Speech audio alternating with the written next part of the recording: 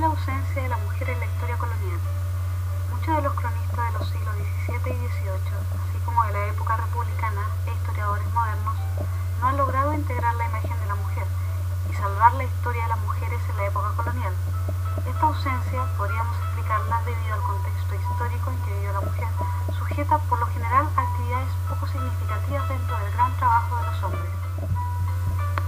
El siglo XX trajo una nueva visión del rol de las mujeres y los hombres que desarrollaron durante el periodo hispano, reflejándose el papel que jugó la presencia femenina, sea como acompañante del conquistador, como Inés de Suárez, y más tarde como integrante de una sociedad profundamente dividida en sus roles sociales y de fortuna. Las nuevas investigaciones han traído consigo cambios que han determinado como crucial el papel de la mujer, que ahora es vista como un protagonista secundario de la historia colonial. Gracias a la existencia de epístolas sobre las mujeres españolas o criollas y algunos de los relatos hechos por los evangelistas que destacan la función de algunas mujeres que provocaron cambios importantes en su tiempo, como el dominio que tuvieron en la sociedad, reconstruyendo una historia antes inexistente. Las mujeres más características e influyentes durante la colonia fueron las españolas o criollas, e incluso mestizas, que pertenecen a la élite dirigente, ya que al permanecer la mujer de los grupos populares ausente de toda instrucción formal, carecían de cierta influencia. En las epístolas destacan mujeres intelectuales que se dedicaron a estudiar por tener los medios, como Águeda Flores y otras mujeres que estuvieron ligadas a la institución eclesiástica como Úrsula Suárez. Pero la intervención de la mujer no concluye allí. Que no haya fuentes históricas sobre otro tipo de mujeres no quiere decir que no hayan sido importantes, ya que las indígenas mapuche son fundamentales dentro de su sociedad y como mediadoras de estas dos culturas antagónicas, aunque encontramos la problemática que debemos remitirnos a la tradición oral, como lo han comprobado estudios realizados por José Bengoa y Jorge Pinto. En los escritos coloniales, la mujer se ve como un complemento, que recibe importancia si se la relaciona con el hombre o los hijos. Hay que tener en cuenta que durante la conquista, en un principio, fueron muy pocas las mujeres que emigraron con los españoles, promoviendo el mestizaje a través de españoles con mujeres indígenas.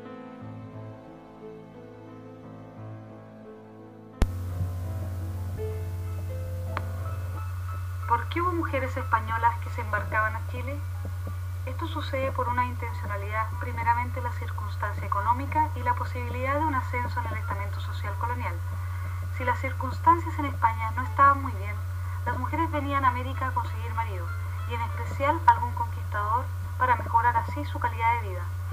La corona española, especialmente una vez asegurada la conquista de las Indias, fomenta la migración de mujeres para intentar disminuir el mestizaje y que los futuros conquistadores viajaran con sus esposas, pero no resultó positivamente. Muchas de las mujeres que no consiguieron un marido se dedicaron a ser cocineras, vendedoras y otro gran número en prostitutas. Mantener el honor y la castidad era lo principal para obtener marido. ¿Esto tiene que ver con la virginidad? Sí, pero con un doble significado. ¿Cómo un doble significado? Claro, por un significado físico como espiritual. No se puede desplazar la importancia del dogma cristiano instaurado como un realce a cuestiones sociales. La mujer era más cotizable para un español si ella era virgen y si su reputación social estaba intachable. La diferencia era clara: la doncella era una mujer virgen y la mujer soltera no. La discrepancia existe al momento de que un español conoce a una mujer indígena, que ya tiene hijos, pero de cierta forma al español esto no le incomoda, porque no se casaría con la indígena, excepto en contados casos como el matrimonio entre Martín García Óñez de Loyola y Ñusta, una princesa incaica. La mujer como negocio. Hace referencia a la situación de algunos padres de las doncellas en donde se debía conseguir al mejor postor para marido de su hija, por la dote que éste podía aportar y que una vez contraído el matrimonio pasaba a ser administrado por el cónyuge. Las mujeres que no querían ser casadas optan por el retiro conventual, como Úrsula Suárez, que entró a las Clarisas a los 12 años. El matrimonio fue el sustento de la sociedad colonial, como el concepto de familia ligado directamente a los descendientes. La mujer debía practicar valores como el respeto, el honor, la maternidad y el arte culinario, la vestimenta, las diversiones o la decoración del hogar. La mujer ligada a la iglesia. La vida dentro de los conventos era la forma de escape de la mujer frente al matrimonio y proporcionaba ciertos beneficios que las mujeres casadas no tenían, por ejemplo, el desempeño intelectual. En especial especial las monjas de velo negro o de coro, que eran las que lograban pertenecer a la élite del convento. Estas tenían cierta autonomía con sus vidas y su economía. Dentro del convento podían tener cargos de importancia, relacionados con lo administrativo o también una cierta carrera política al mando de la abadesa, que era el cargo más importante, de honor y responsabilidad. Podían aprender a leer y escribir para luego dedicarse a estudiar, sabiendo matemáticas avanzadas, como también podían tener bibliotecas propias. Si una de las monjas tenía una familia poderosa, se le proporcionaba una parcela donde se encontraba su celda, que era una casa como de acogida con diferentes compartimientos. Esto deja bien en claro que el estatus social contribuía a un orden jerárquico dentro del convento.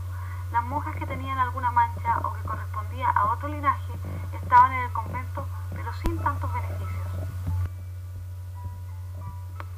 Por otro lado, la mujer indígena consideró al español sin problema, y a pesar de los abusos cometidos por estos, forzándolas y maltratándolas, pero otras llegaron a ser sus concubinas y madres de la nueva generación de la sociedad mestiza. También trabajaban estas mujeres en las mitas o en las haciendas. Esto trajo consigo que se perdiera un poco la estructura de la sociedad mapuche, ya que en las zonas más urbanizadas la mujer mapuche aceptaba la cultura española y era utilizada por los españoles como mediadoras entre estas dos culturas, así como traductoras o informantes. Sucede algo diferente en relación de la mujer indígena, en donde destaca su temperamento, además de sus dotes por la rebeldía que marcó un paso dentro de su sociedad, interviniendo como cacicas o totis. Según Encina, la familia araucana era de estructura patriarcal y se componía de un hombre, sus mujeres y sus hijos. El hombre podía casarse con el número de mujeres que sus recursos le permitían. Los úlmenes o ricos reunían 5, 6 y más.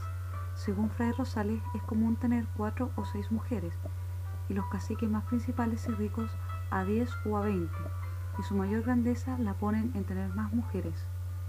Otra fuente, Mariño de Lovera, dice que hubo cacique que tenía 18 mujeres, el cual era muy rico, llamado Unupillán. El padre Sors dice que lo regular son 5 o 7, y también ha habido quien tuviera 30, aunque han sido muy raros los que la han tenido. Lorenzo de Arbieto dice: cásense con cuantas mujeres tienen caudal para comprar, que entre ellos es mercadería tener hijas. Se multiplican más que la nación, algunas de las que tenemos noticias, porque suelen en un año ser padres de 4 o 5 hijos, y más como tienen mujeres. El matrimonio era tabú entre los miembros de un mismo tótem. No podían casarse el hijo con la madre, ni los hermanos hijos de una misma madre, ni los primos hermanos. El matrimonio era precedido entre el novio y el padre de la novia, y se completaba con un rito religioso. Primero se compraba la mujer, el precio se pagaba en ganado, aves y bebida, o en la clase de bienes que convenían el novio y el padre. Luego debía seguirse después de un rapto simulado. El novio, acompañado de algunos amigos, se dejaba caer sorpresivamente a la casa de la novia y procuraba raptar a su futura mujer, arrebatándola en medio de las demás mujeres reunidas para defenderla. Ella debía oponer resistencia. El adulterio no era frecuente.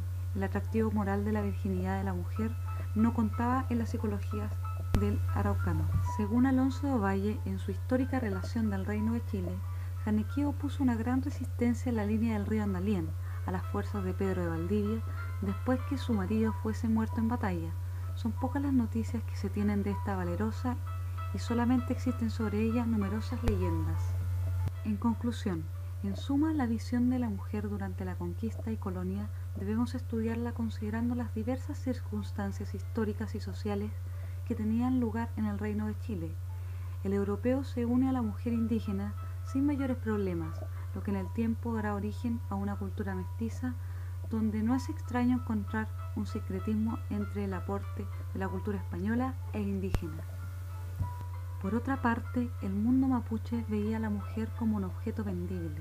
Tener muchas hijas constituyó para muchos indígenas una fuente de riqueza, así como también de tener muchas esposas. El matrimonio entre el español y una mujer indígena llega a estar regulado por las leyes de las Indias y es considerado válido. En el caso de los mapuches, el matrimonio era el resultado de un arreglo entre los padres y los novios y consistía en un rapto simulado, donde los parientes de la novia oponen resistencia. Los varones son solo espectadores. La mujer española llegó tarde a América, lo que explicaría el desarrollo a veces como resultado de la aceptación de la mujer indígena y a veces como consecuencia de violaciones. Cuando llega la mujer española, ésta se convierte en blanco de los malones mapuches, ya que los caciques era bien visto tener una mujer blanca y sus hijos tendrían además la ventaja de dominar 2 idiomas, por lo que muchas veces estos hijos pasaban a tener una importancia dentro de la política mapuche. Socialmente el español trató de formar una colonia blanca, que a la larga van a formar parte de la élite dirigente, pero sin duda el mestizaje fue mayor, ya que estos mestizos serán los que se transformen en los peones de las haciendas del periodo hispano. La mujer ligada a la iglesia. De por sí se dio de 2 formas, a través de la inserción en un convento o a través del simple lazo existente de la sociedad española con el dogma cristiano. Pero a pesar de que la mujer que vivía en convento podía desarrollar su interés intelectual y prosperar por una economía propia, pero esta adquisición de conocimientos principalmente lo tuvieron siempre las mujeres de élite, desmitificando la mujer popular. Agradecemos su atención y muchas gracias.